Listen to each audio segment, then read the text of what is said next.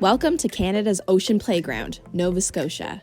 In this video, we're diving into some of the province's most breathtaking coastal adventures.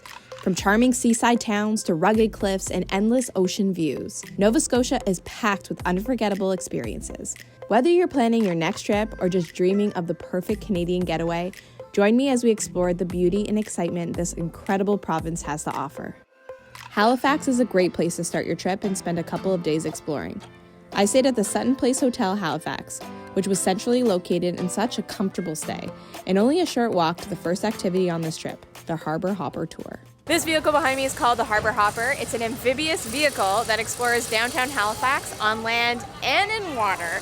It's actually a Lark V Army vehicle that was created by the U.S. Army during the Vietnam War in 1960s, but this company saved 6 of them and converted them into the Harbour Hopper so that they can use them today to explore downtown Halifax with visitors or even locals, and you can learn more about the history of this place. This amphibious tour takes you on an unforgettable journey through the heart of Halifax. Starting on land, you'll cruise past historic sites like Citadel Hill, a star-shaped fortress with rich military history, and St. Paul's Church, the oldest building in Halifax. But the adventure does not stop there. The Harbour Hopper then plunges into the Halifax Harbour, transforming into a boat. As you glide through the water, you'll be treated to the stunning views of the waterfront, the iconic Georges Island, and even get up close to Navy ships in the bustling port. Whether you're a history buff, a nature lover, or just looking for some family-friendly fun, the Harbour Hopper Tour offers a one-of-a-kind experience. It's the perfect way to see Halifax from a whole new perspective. I just got off the Harbour Hopper tour and it was really good. It was about an hour long and we hit up a lot of really monumental places here in downtown Halifax, learned about the history of this place, and we didn't spend that much time at each location. It was really fast, but it now has given me some ideas of where I want to go to spend more time at, like Pier 21, which was the main port into Canada that people came in through when they're immigrating into Canada, including my family. So this was like during the 1920s up until the 1970s, and my mom's family, including my mom, that is where she would have come into Canada from Italy. And I want to go and check out the records of that and check out my family name and see if we can find out anything else. Okay, so I'm here at Pier 21, and you can line up in this line here to find out more about your family when they've immigrated into Canada. If it was before the 1935, after 1935, you have to fill out this form and send it into like a specific website here in order for them to release, I guess the Immigration, Refugees and Citizenship Canada can release information. But I'm gonna do that. I mean, I can always talk to my mom, but it's still cool to just like maybe find out a little bit more. Maybe things she might not even remember since she was so young. I think she was 5 or 6 years old. So when she came to Canada on a boat, I think it took like 3 weeks to get here from Italy, from Sicily. So it would be cool to find out more. Located in the same building is a souvenir market worth checking out. From clothing to maple syrup goodies and other random fun items, you're guaranteed to find a gift or two to take home with you. Some other places I decided to check out around downtown Halifax was the St. Mary's Basilica, Spring Garden Road, and the Halifax Central Library, which has been named the top 10 most beautiful libraries on Earth. As a kid, I came to the library all the time with my mom, and I would check out stacks of books, take them home, and just read. And I need to get back into reading because I don't do that very often anymore. But this library is incredible. It's got multiple levels, so much selection. There's even books in many different languages. I could easily spend the rest of the day here and just get lost in books. I feel like, too, that people don't use libraries as often anymore, but there's a lot of people in here, all different ages, just reading, researching. It's really nice to be here. And no wonder why this library is known for its beauty and its architecture, because it's stunning. Good morning. Today I'm leaving Halifax and I'm going to be driving along the Lighthouse Route, which is a beautiful road with a lot of lush greenery and lakes and fishing villages. And my first stop on this road trip today is Peggy's Cove, and I'm gonna go and check out the lighthouse. So let's go. The drive from Halifax to Peggy's Cove takes less than an hour along the Lighthouse Route. And with views like this, you'll wish the drive took longer. Something to consider is to get to Peggy's Cove early because it took me forever to get a parking spot. Look at all these cars. and there's not many parking spots available, so make sure you keep that in mind. This is the map, Peggy's Cove. I am right here, and there's quite a bit to see, but I'm gonna head over to the lighthouse.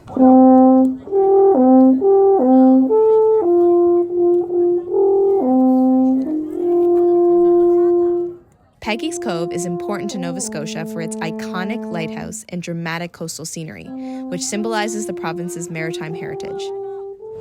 There it is, the famous lighthouse that everyone drives to come and see, and it's pretty beautiful. There's a lot of people here right now, but it's still so calm. Like, it's so relaxing here. It's the crashing of the waves, definitely. It sets the mood. Another stop along the Lighthouse Route worth including in your journey is Mahone Bay. Here you can walk along the waterfront, visit some of the local shops, or grab a bite to eat before continuing on your road trip. I just stopped at Mahone Bay, which has been named Canada's best small town downtowns, and I get it. It's so cute. There's so many cool little shops and coffee joints and restaurants, and it's just a nice place to like stop along your drive and just get a snack, something to eat, maybe do a little shopping, and just break up your road trip a little bit. Yeah, this place is definitely a must visit when you're on this route.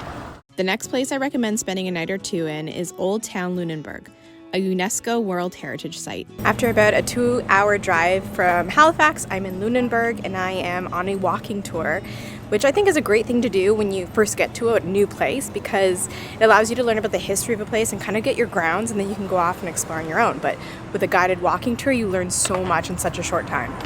The Essential Lunenburg Walking Tour is an hour-long tour filled with interesting history and plenty of 18th century and Victorian architecture. Our guide was fun and enthusiastic, which made the tour even more enjoyable. We learned about the architectural quirks, visited the second oldest Protestant church in Canada, learned about the superstitions that led people to hide their shoes in their walls, plus more. After the tour, I headed out for a seafood lunch, which isn't too hard to find in this town, or anywhere in Nova Scotia for that matter. I have stopped in at the Half-Shell Oyster and Seafood bar, where I'm gonna have a little seafood because I'm close to the sea. I'm literally looking at the water and the boats right now. I feel like I just have to. So I've ordered oysters, which I haven't had in years, as well as some salmon. And this place has high ratings, so I'm pretty excited. I'm very hungry, so yummy. Okay, I got my oysters here. One's from PEI, one's from Nova Scotia, and one's from New Brunswick. I can't remember which one is which. Let's see if there's actually a difference to me. Starting with the big one. Oh. Tastes like the sea. Alright, last one.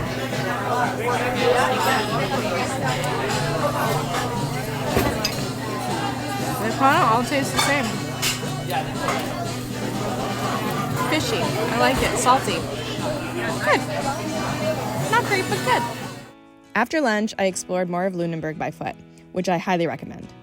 As you wander through the streets, you'll find yourself surrounded by brightly painted and Gothic-style houses, each with its own unique story.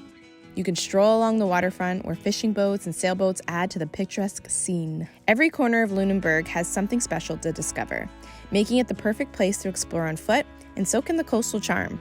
And after a day of wandering, you're going to want to find a cozy place to unwind. I recommend staying at Ashlea Bed and Breakfast.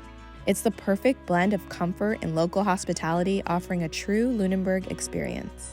Welcome to my home for the night. I am staying at the Ashlea House Bed and Breakfast and loving the vibe here. I'm so used to staying in hotels or Airbnbs, but this has like kind of a feel of all of them, like a hotel, nice hotel meets Airbnb meets hostel, because it has like a community feel. So it's actually owned by a lady from Ontario that bought this place 3 summers ago. So she's been running it for 3 summers. She lives here. There's all this communal space that anyone staying here can use. There's also a communal kitchen where everyone has breakfast in the morning. It's included in your stay. There's a little kitchen with coffee and tea, even cookies, homemade cookies that you can have anytime you want. This room is the best in the house. Look at this view. It's like there's this little desk here. You could just work, take in this cute little fishing village. I love these types of experiences. Good morning. I had a wonderful sleep last night. Really comfortable bed. Princess of the Pea here, and I approve. And I'm having a delicious breakfast of fruit and gluten-free oats and yogurt. I got my dandelion coffee, herbal coffee, and orange juice. Filling up, and then I am hitting the water for a 4-hour kayak tour, so I'm excited. It looks like it's a beautiful day. From Lunenburg, you can take a short 15-minute drive to Blue Rocks for a morning out on the water with pleasant paddling.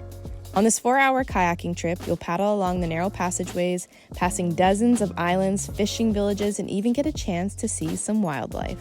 The day on the water. I am currently on a 4-hour kayaking adventure, and it is so peaceful.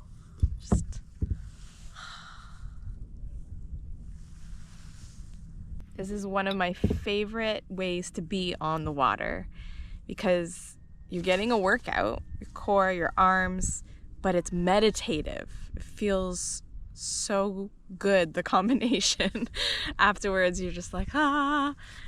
I usually have the best sleeps. And you just get to explore a place on the water in a slow way, too. You can go at your own pace, which is really nice.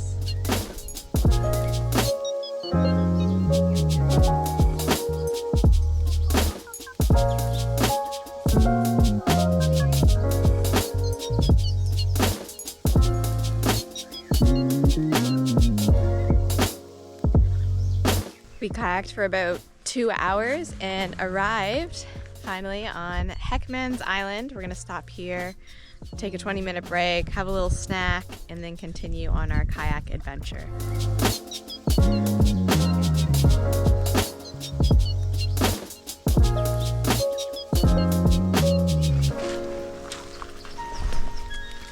After kayaking, I headed back on the road to make my way to White Point Beach Resort to spend the night in a very unique accommodation. But first, a much-deserved lunch at the Hungry Traveler Cafe.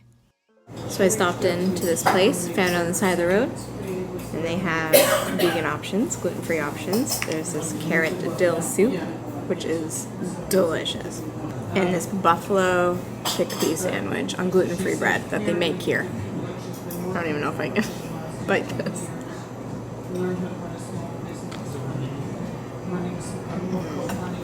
I also made another stop at Crescent Beach to bury my feet in the sand and get a little vitamin C. I'm taking a stop here at Crescent Beach just to do some grounding, take off my flip-flops, put my feet in the sand, listen to the waves, breathe in that salty air.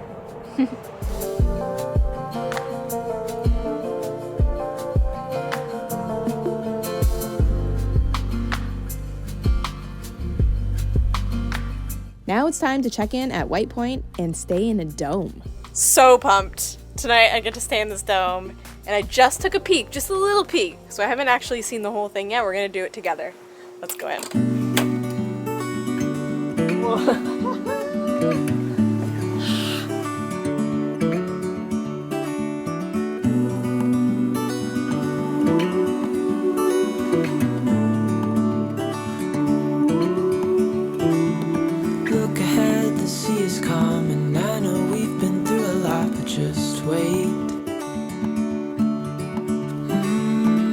For better days to come and carry us like wind in our sails. I cannot think of a better way to spend my evening than this. Surrounded by forest, my own dome, and a hot tub. If we just hold on tight, this vision that I saw is getting closer every dawn. After a solo evening in the hot tub, and a quiet morning enjoying my dome and the views that come with it, I decided to take a surf lesson at the resort. And yes, surfing in Nova Scotia requires a wetsuit because the water is cold, y'all. Good morning. So today I'm going surfing.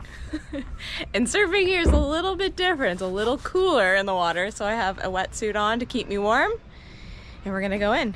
We did a little kind of 5-minute lesson. I've surfed a little bit before, so and the waves aren't too big today, but we're gonna paddle out on this lake, go over the rocks and into the ocean we go. Hold on tight. I can smell the shore, it's right in front of us. If we just hold on tight. This vision that I saw. This is called a belly surf. Woohoo! Yeah. This water is so cold. When we can't read the sky. That is not warm. Well, that was refreshing. The waves weren't that big today, and they're more like closer to the shore, but it was still a lot of fun and super refreshing. Like, I feel like how I do when I go in an ice bath, just like your whole body just feels alive. You feel you have more energy, you're awake. That's exactly what I need today, because I'm about to drive 2 hours to my next destination, do some stops along the way, but here we go. Actually, first I think I'm gonna get the seaweed out of my hair. I did see some seaweed. Maybe it has fallen out ever since. But, oh! See? I think I need a shower. The next destination is Digby, which is around a 2-hour direct drive, but I recommend making stops along the way, like in Bear River. I love these small towns that you can just drive through, grab a coffee, get something to eat, walk through an art gallery or boutique shops, little grocery stores. Everyone's super friendly. I love it. These are like the little spots along to your final destination that are definitely worth checking out. So make extra time on your road trip so you can stop in these little towns. In Digby, I stayed at Digby Pines Golf Resort and Spa, which is a Norman-style chateau built in 1929.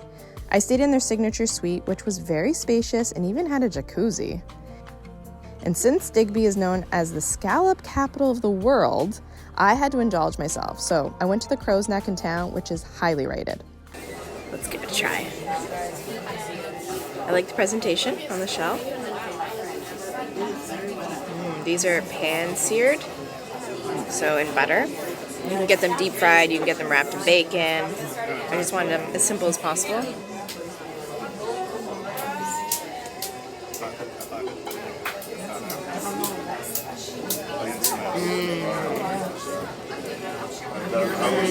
Oh my god. It's like creamy, buttery, tender, not fishy. Really yummy. Yeah. And juicy too. A must-try activity while you're in the area is land sailing. What's this, you ask? Well, let me show you. Hello! I feel like I'm in the middle of nowhere. I kind of am, but because it's foggy, it feels even more so. But I am at a beach, and I'm about to go land sailing. It's the first time I've ever done that. Okay. I don't really know what to expect, especially in the fog. It's gonna be very trippy, I think. My first time trying land sailing. Pretty excited. See what happens.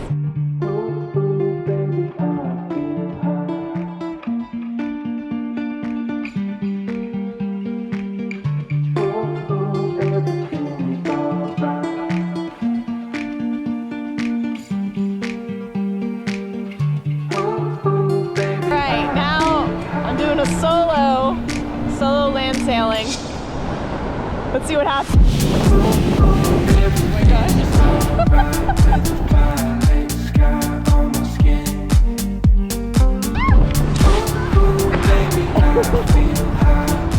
Hey! I'm gone! Just flying a kite over here.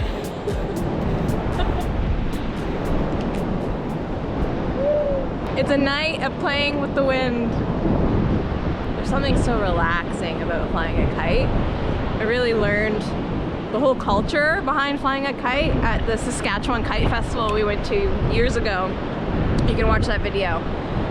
But it's just, it's so meditative and beautiful and playful.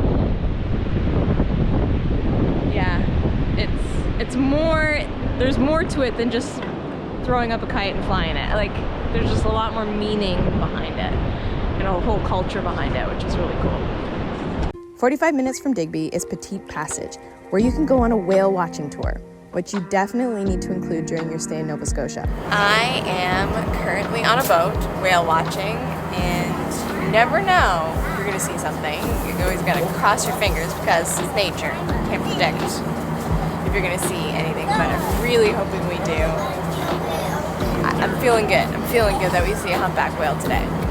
The Digby Neck is known as one of the best departure points for whale watching in the Bay of Fundy.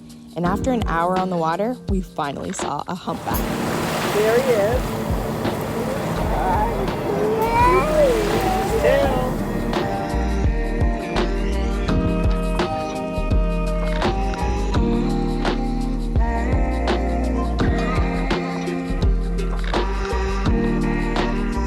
As you can see, we saw a humpback whale, which was so worth it. We were on the boat for about 4 hours, but totally worth it. Feeling a little queasy because, you know, bumpy waters, but totally worth it. I highly recommend going whale watching while you're here. It's such an incredible feeling to be as close as possible to these massive, majestic beasts of the ocean. Yeah, super cool. My last stop on my Nova Scotia Ocean Playground road trip was Grand Prix, where I stayed at the Evangeline Inn and Motel and got my fair share of fresh fruit at the farmers market in the neighboring town of Wolfville. So this area is known for its farmers markets, selling local fresh fruits and vegetables, as well as jams and honeys and pickled goods and apple cider, and it's peach season right now. You can see already I've gotten into mine. I had to get one of these. As soon as I saw one, I was like, you're coming with me. It is the juiciest peach. I love peach season in Nova Scotia. As my journey through Canada's Ocean Playground came to an end, I was blown away by the incredible coastal adventures this province has to offer. Every moment here has been a reminder of the natural beauty and rich history that defines Nova Scotia. Whether it's exploring quaint seaside towns, enjoying fresh seafood, or simply taking in the stunning ocean views, this province truly has something for everyone. I hope this video has inspired you to explore Nova Scotia yourself and create your own unforgettable adventure in this Canadian province.